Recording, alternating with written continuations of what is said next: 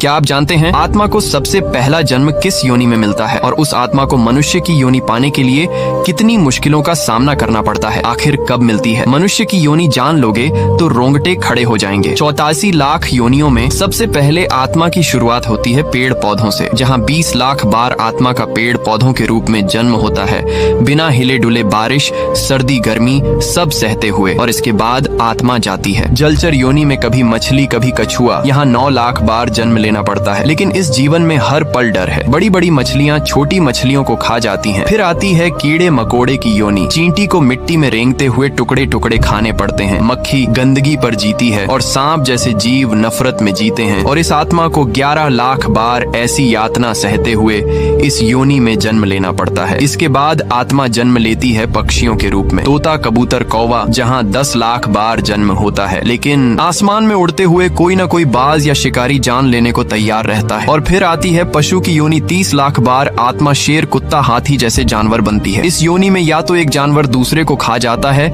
या फिर इंसान उन्हें मार देते हैं। हर पल अस्तित्व की लड़ाई होती है। इतनी लंबी और दर्दनाक यात्रा के बाद आत्मा को मिलता है गाय का जन्म। गाय का जीवन पुण्य से भरा माना जाता है और इसे बहुत ऊंचा दर्जा दिया जाता है। और गाय के इस जन्म के बाद मिलता है आत्मा को मनुष्य का जन्म। लेकिन यहाँ पर भी सीधा ब्राह्मण नहीं, पहले शूद्र, फिर वैश्य, फिर क्षत्रिय और अंत में मनुष्य की 4 लाख योनियों की तपस्या के बाद ब्राह्मण योनि मिलती है। इसलिए अगर मनुष्य का शरीर मिल गया है